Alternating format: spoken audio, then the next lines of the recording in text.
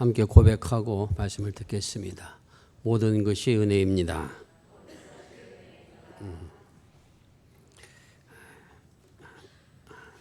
추석 명절 잘 보내셨습니까?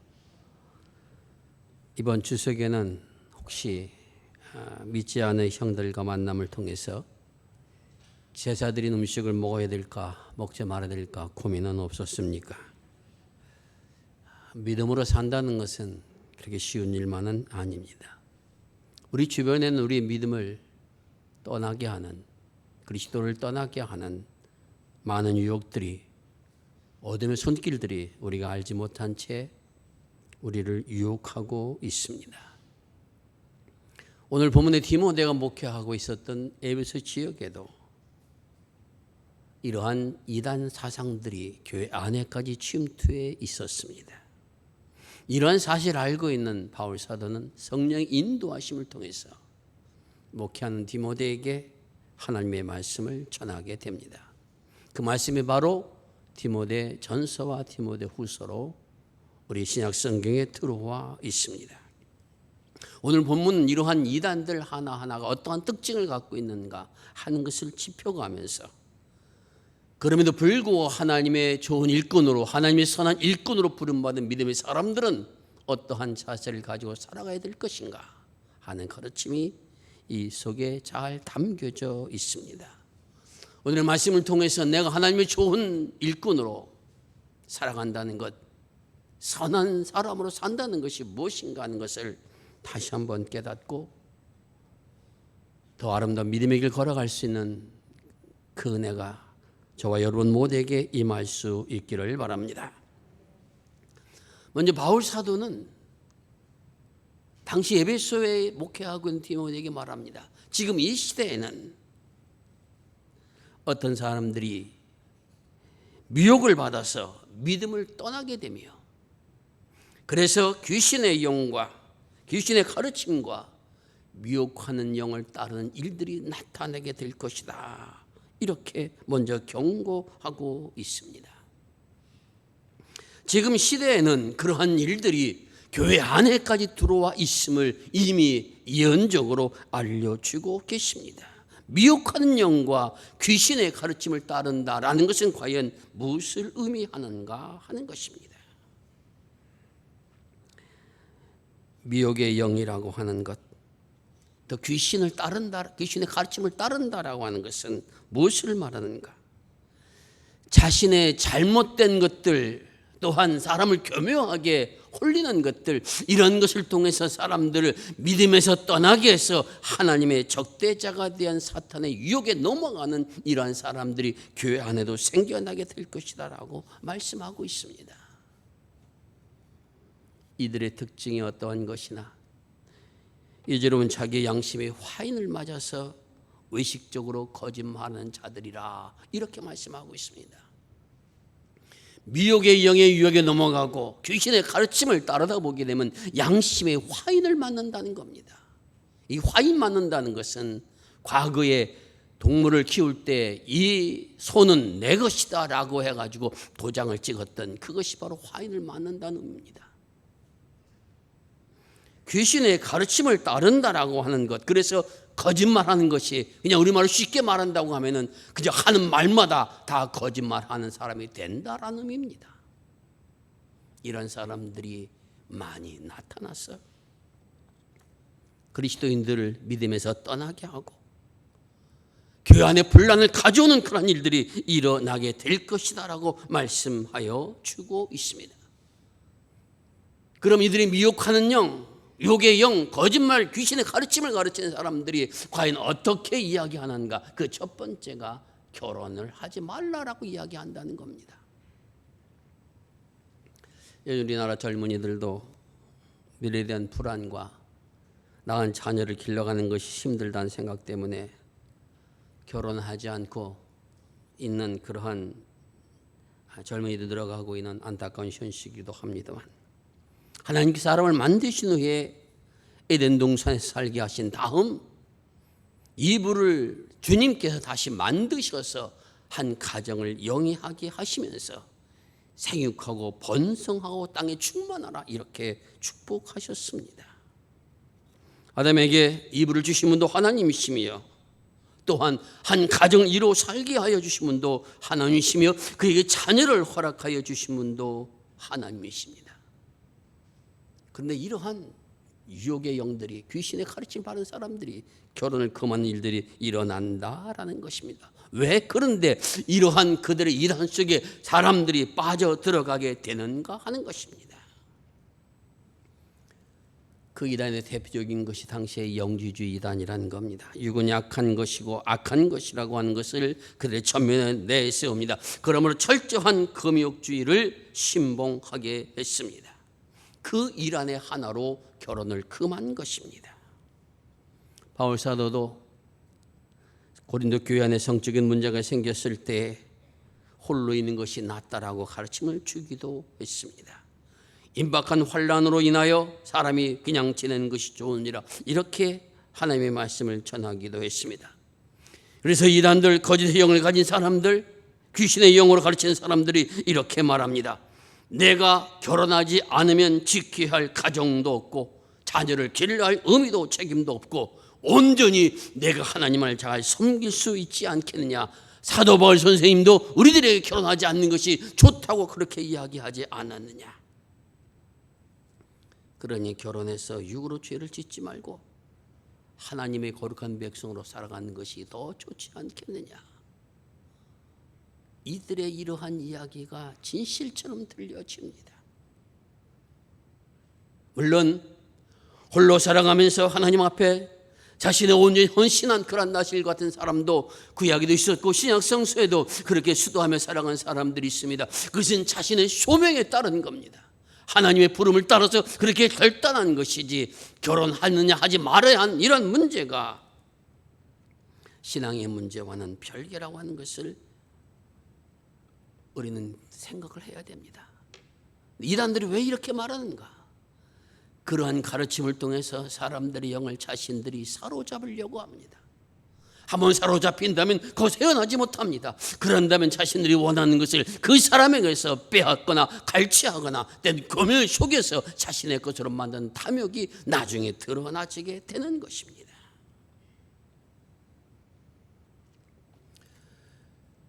믿음의 사람들은 때로는 나는 결혼하지 않고 하나님 앞에 온전히 헌신되게 살아가겠다 결단하면 그 결단도 존중해 줘야 됩니다. 그러나 또한 나는 하나님 앞에 결혼을 해서 하나님의 주신 그러한 말씀을 따라서 내 가정을 아름답게 영위함으로 하나님의 영광을 드러내는 생을 살겠다고 또한 결단해서 한 가정을 이룬 것 또한 그것 또한 존중해 주어야 되는 것입니다. 결혼을 금했던 가장 근본적인 이유는 겉면적으로는 신앙을 위해서 내세웠지만은 실은 자신들을 수중에 그 사람들을 놓고 자신들의 마음대로 주물려고 하는 그러한 이단들의 사상들이 교묘하게 사람들을 거짓으로 기만해서 들어와 있었다라는 것입니다. 두 번째, 이단들은 그리스도인들의 음식을 피하라고 유혹하고 있습니다. 아예 음식을 먹지 말라는 것이 아니라 철저하게 금식을 강조하는 겁니다. 믿음의 사람들도 더 하나님과 가까이 서기 위하여서 때로는 금식하며 하나님 앞에 기도하는 이런 훈련의 생활이 필요합니다. 오늘날 특별히 믿음의 사람들이 이러한 훈련들을 해야 된다라고 하는 사실은 저도 강조해서 말씀을 드립니다. 하지만 영주의 영예로 받은 금식이라고 하는 것은 내가 금식함으로 내 육에 형벌을 주는 것이다 라고 주장을 했습니다. 또한 유대율법에도 먹지 말라는 음식이 있는데 그들이 기독교인으로 된 후에도 유대교에서 금하고 있는 음식을 먹지 말라고 성도들을 강요하는 그런 일들이 나타나기도 했던 것입니다. 고린도전서 8장에도 우상 앞에 놓였던 재물을 먹느냐 먹지 말느냐 하는 문제가 나타났을 때 사도의 가르침은 어떠한 겁니까? 바울 사도는 내가 이것을 먹음으로 다른 사람, 믿는 사람 한 사람의 심령이라도 만일 상하게 하거나 그를 낙담하게 한다면 나는 평생 동안 이것을 먹지 않을 것이라고까지 담대하게 선언합니다. 무엇을 위해서 그렇게 합니까? 내 자신만이 아니라 다른 성도들까지 생각하며 그렇게 했다라고 그는 그렇게 말씀하여 주고 있습니다. 구약 성서에 따르면은 나와 그 사람이 함께 음식을 먹는다는 것은 당신과 내가 동등합니다라고 하는 것을 선포하는 것을 말합니다. 또한 신약 성서에 그것은 편하지 않았습니다. 그래서 예수님께서 세리와 죄인과 함께 식사한다는 것은 나도 세리와 죄인과 같다라는 것을 표시하는 것이었기에 바리새인과 서기관들 철저하게 그들과 함께 식사를 하지 않았다라는 것입니다. 오늘날 그러면 우리는 어떻게 이러한 문제를 해결해 나가는 것이 좋은가? 디모데전서 4장 4절 보는 말씀에 이렇게 가르침을 주고 있습니다. 하나님께서 지으신 것이 모든 것이 선함에 감사함으로 받으면 버릴 것이 없느니라. 하나님께서 만드신 것은 모든 것이 선함에 감사함으로 받으면 버릴 것이 없느니라. 이 말씀을 기억하시기를 바랍니다. 모든 음식에 대한 기본적인 성서의 가르침은 이 모든 것이 하나님의 선한 목적을 가지고 이 세상에 만들어졌다라는 것을 기억하라는 것입니다. 창조세계를 만드시고 보시기에 좋았다고 말씀하셨던 주님, 이 좋다는 것은 선하다는 뜻과 일치된 의미입니다. 하나님의 모든 창조물 또한 음식도 이 모든 것들도 그 속이 선하고 그 속이 좋은 것은 그들 모두가 하나님의 창조의 섭리에 맞게끔 세상에 만들어졌다라는 것을 말씀하여 주고 있습니다. 이 세상에 있는 모든 것들은 그것이 살아있는 것이든 혹은 죽어 있는 것이든 하나님의 선하신 뜻을 따라서 이 땅에 존재한다라고 하는 것을 우리가 기억해야 됩니다. 그래서 우리에게 음식을 만들어서 그 음식을 주게 하여 주신 분도 하나님이시며 하나님의 영광을 위해서 그 음식을 먹고 살 수 있도록 오늘 우리들에게 선물로 내려주셨다라는 것입니다. 5절에 주님이 이렇게 말씀하십니다. 하나님의 말씀과 기도로 거룩하여 짐이니라. 이 무슨 말씀입니까? 우상 앞에 놓였던 재물도 여기다 갖다 놓고 하나님의 말씀 내가 시편 100편을 읽고 하나님 이 음식을 먹을 때 이것이 내가 도움이 되게 하옵소서 기도하고 나면 그것이 거룩해지냐, 이런 차원의 문제가 아니라는 것입니다. 이 말씀이 주는 의미 가장 중요해 닿아야 될 것은 거룩하게 된다라는 의미가 있습니다. 거룩하게 된다라고 하는 것은 그것이 스스로 거룩되어지는 것이 아니라 하나님께서 거룩하게 할 때 그것이 거룩되어진다라고 하는 의미로서 이 단어가 쓰여지고 있다는 겁니다. 음식물 자체도 하나님의 선하신 뜻이 담겨 있습니다. 그러므로 음식물 자체도 거룩한 것입니다. 하나님께서 말씀으로 창조하셨습니다. 이 음식을 먹고 그 음식을 통해서 하나님의 선한 일꾼으로 하나님의 사람으로 일할 수 있도록 하기 위한 면에서 그 음식은 거룩한 것이라고 주님 말씀하여 주고 계십니다.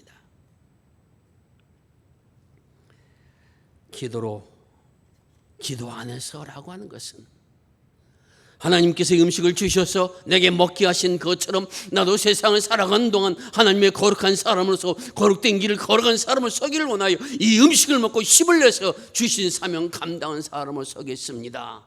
이런 결단과 고백을 가지고 그 음식을 먹고 힘을 내서 하나님의 선한 일을 하여 나갈 때 그 자체가 하나님의 능력 가운데 거룩하여 짐을 당하게 되어진다는 겁니다. 다시 말씀드리면은 오늘 우리도 음식도 거룩하게 주신 분은 하나님이시라는 겁니다. 하나님께서 모든 것을 만드실 때 그 모든 것 안에 하나님의 선하신 의도를 거기에 담으셨습니다. 음식을 먹을 때 그 음식은 우리를 통해서 힘을 내서 오늘 우리들이 선한 일을 할 수 있도록 하나님의 사명을 감당한 사람들로 서게 하기 위하여 우리를 만드셨고 우리를 그렇게 창조하셨던 그 선한 의도가 거기 계시다는 겁니다. 그것이 이루어지도록 하나님 앞에 간구하며 살아갈 때 우리 모든 거룩한 믿음의 존재로 설 수 있다라고 하는 것을 주님은 우리에게 분명하게 말씀하여 주고 계십니다. 우리가 신앙 고백을 드릴 때 그렇게 고백합니다. 우리를 만드신 태어나게 하신 목적은 하나님의 영광을 위한 길이라는 것을 말씀하고 있습니다. 여러분 모두는 다 그러한 영광된 존재로 창조함을 받은 겁니다. 나만 그런 것이 아니라 음식물도 그러한 영광을 위한 존재들이 먹고 힘을 내어서 영광할 이런 일에 낼 수 있도록 그렇게 주님께서 만들어서 우리에게 허락하여 주셨다라는 것입니다. 그러므로 하나님 내게는 허락하셔서 주님의 선한 일에 일꾼으로 설 수 있도록 인도하시고 세상의 불의한 것들을 멀리하고 진리에 서서 주님의 영광을 위한 길에 서게 하시니 하나님 감사합니다라고 고백하며 살 때 그 음식이 어떠한 것이든 관계없이 하나님의 선한 역사 쓰임받는 거룩함이 드러나지게 된다라고 하는 것을 우리에게 말씀하여 주고 계십니다. 그리스도인들 모두는 다 식탁 앞에 하나님 앞에 감사의 기도를 드립니다. 이 음식을 내게 주셔서 감사합니다. 이 음식을 먹고 내가 힘을 내서 하나님의 선한 일을 할 수 있음에 감사합니다. 내가 때로는 약할 때 주님께 힘을 내게 하기어 음식을 먹게 하시고 하나님의 선한 역사와 사명 감당할 수 있는 사람으로 알게 하시니 감사합니다. 내가 이 땅에 사는 날 동안 일용할 양식을 허락하셔서 주님의 선한 일에 힘을 내며 살아갈 수 있도록 인도하여 주시옵소서. 이렇게 간구하며 그 음식을 받는 모든 것에 있어서 그 음식을 거룩하게 해주신 분은 하나님의 힘을 기억하라 우리에게 말씀하여 주고 계십니다. 내가 그 음식을 먹음으로 또는 제 앞에 음식을 먹음으로 난 믿음이 강한 사람이다 이런 것을 드러내기 위한 것이 아니라 음식 자체의 거룩함은 하나님께서 그 음식에도 선한 사명을 주었고 우리에게도 주님의 선한 사명을 주셨는데 그것이 합력하여서 하나님의 선한 뜻 앞에 쓰임받게 하는 의미에서 거룩한 것이라고 하는 것을 우리가 기억해야 됩니다. 그러므로 오늘 바울사도는 이러한 일들을 가르쳐서 모든 성도들이 믿음의 사람들이 하나님 앞에 거룩한 존재로 지음받았음을 알며 내게 주어진 음식을 내게 하신 하나님께서 그것을 통해서 나 이 삶을 감당케 하심을 알며 그 길을 달려가는 사람이 되라. 문제는 그 길을 달려간다는 것이 쉽지 않아서 여기에 훈련이 필요하다라는 것입니다. 7절에서 이렇게 말씀하십니다. 망령되고 허탄한 신화를 버리고 경건에 이르도록 네 자신을 연단하라 이렇게 말씀하여 주고 계십니다. 경건에 이르도록 네 자신을 연단하라. 경건이라는 의미는 신앙심 깊음, 하나님을 두려움이라는 의미가 있습니다. 더 나아가서 이 경건이라는 의미는 하나님을 창조주로 구소주로 고백하며 내 그 믿음 안에 생활에 갑니다라는 것이 바로 경건이란 단어가 가진 의미입니다. 그래서 베드로서는 이렇게 고백했습니다.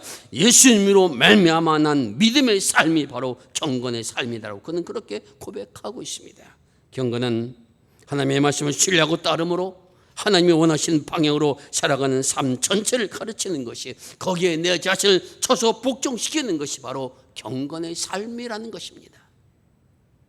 그런데 이러한 삶은 한순간에 이루어지는 것이 아닙니다. 그래서 연단하라 이렇게 명령하고 있습니다.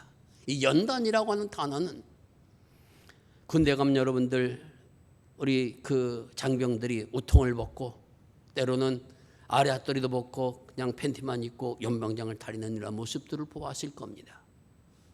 그렇게 훈련한다는 의미가 연단이라는 단어 속에 있습니다.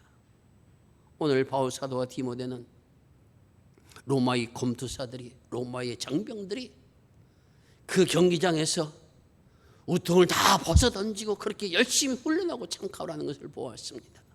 그것을 보면서 무엇을 생각합니까? 저들은 인간적인 승리를 위해서 저렇게 노력한다면 오늘 믿음의 사람들이 사탄과 싸워서 하나님의 주신 사명 감당하며 하나님의 거룩한 백성들로 길을 걷기 위해서는 저들보다 더 싸워야 되지 않겠느냐 하는 것을 보고 우리에게 연단하라 이렇게 하나님의 명령을 전하고 있는 것입니다. 이 연단을 위해서 주시는 버려야 할 것이 바로 두 가지가 있습니다. 망령되고 허탄한 신화를 버리고 망령된 신화를 버리라는 것입니다. 그리고 허탄한 것을 버려버리라고 말하고 있습니다. 망령되고 허탄하라고 하는 것은 아무런 의미가 없고 가치 없는 이것을 버리는 자가 되라는 것이며 또한 허탄한 신화라고 하는 것도 사람들이 지어낸 그러한 이야기요 세상적인 가치와 기준에 성의는 그러한 세상적인 것들을 의미하고 있습니다. 이러한 것들이 내게서 벗어버리라고 하는 것입니다. 저는 이 말씀을 들으면서 이 허탄한 신화라고 하는 생각을 어디에서 보았는가? 홈쇼핑을 자주 보면은 그런 데 빠져듭니다. 그들이 이야기한 소리를 들으면 안 사면 안 될 것 같아요. 근데 사놓고 보면은 그 산 것이 과연 내 마음에 맞게 들었느냐? 뭐 그렇게 드는 경우들은 별로 있지 않습니다. 사실은 사람들의 마음을 자꾸 미혹을 해서 판단을 흐려지게 하고 마치 그것을 살면 내가 행복해지고 갑자기 예뻐지고 뭐가 될 것처럼 그렇게 여기지만 100번을 성형수술해도 세상 미인 따라가기 힘듭니다. 아무리 내가 좋은 것을 다 먹는다고 하더라도 건강해지는 거 아닙니다. 세상 좋다는 것을 다 가진다 할지라도 내가 모든 것이 기쁘고 내가 행복하고 내가 좋은 건 아닙니다. 이런 것들이 세상의 어떠한 신화입니다. 세상이 주는 가치입니다. 믿음의 사람들의 가치는 어디서 찾아야 되는가? 하나님의 말씀에서 찾아야 됩니다. 주께서 내게 주신 사명이 무엇인가 하는 것을 찾아야 됩니다. 그리고 그것을 위해서 한 걸음 한 걸음 걸어가며 나는 세상 속에서 하나님의 영광을 나타내도록 주님께서 구원받은 백성이라는 믿음을 가지고 그 걸음을 살아나갈 사람이라는 것을 우리에게 말씀하여 주고 있습니다. 그러므로 훈련하라 이렇게 말씀하고 있습니다. 이런 훈련하는 자가 바로 금생과 내생의 하나님의 약속을 받는 자라 말씀하여 주고 있습니다. 이 땅에 살아가는 동안에도 참다운 행복이 무엇인가를 알게 된 자리에 서게 되어지고 죽은 후에도 하나님의 영원한 생명과 이어지는 그런 생을 축복을 받는 사람이 되어진다라는 것입니다.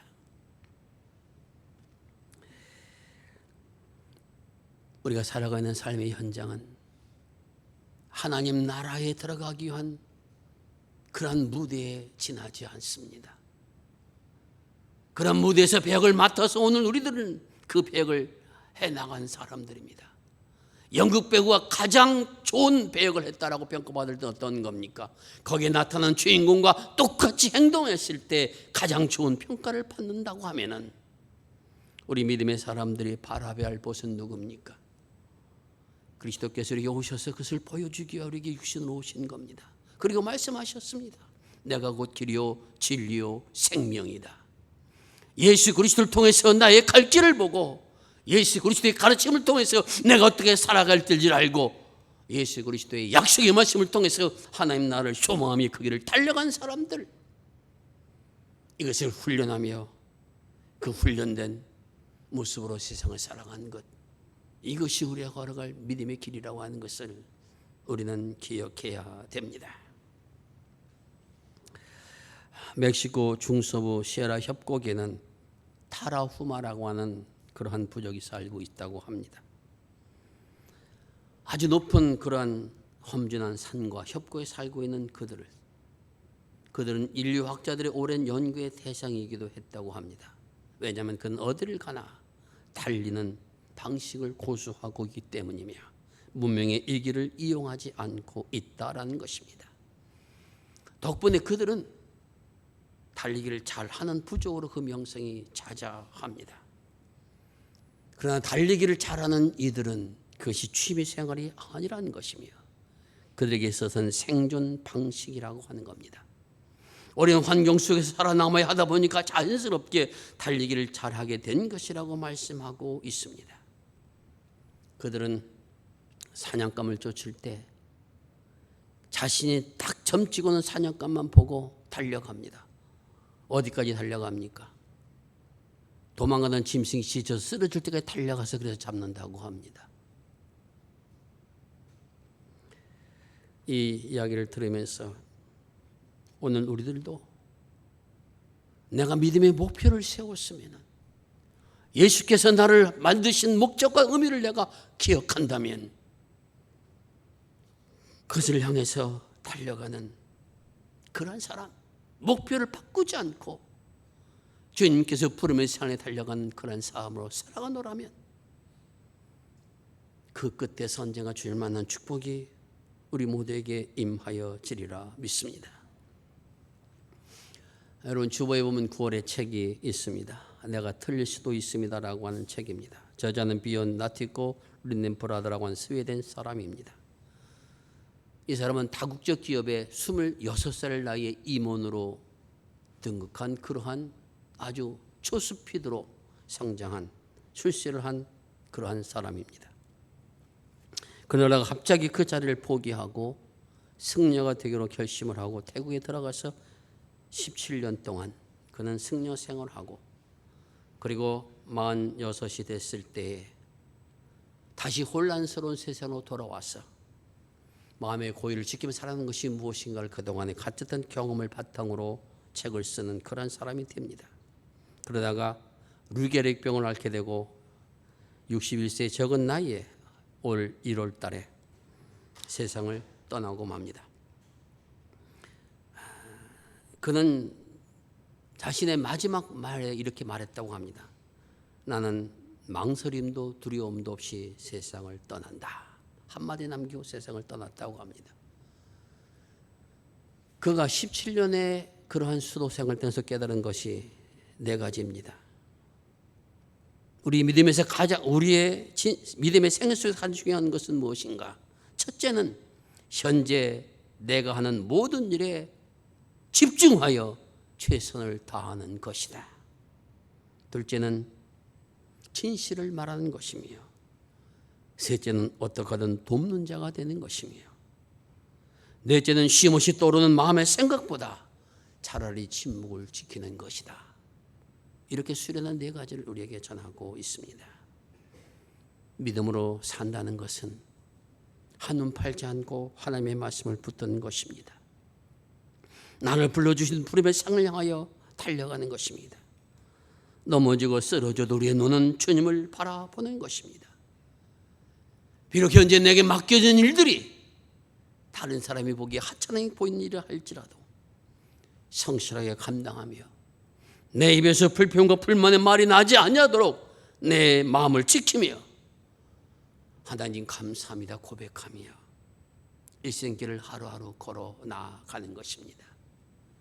그렇게 하루하루 걷다 보면 언젠가 부활하신 주를 만난 축복이 우리 모두 만나게 된 축복이 임하여 지리라 믿습니다.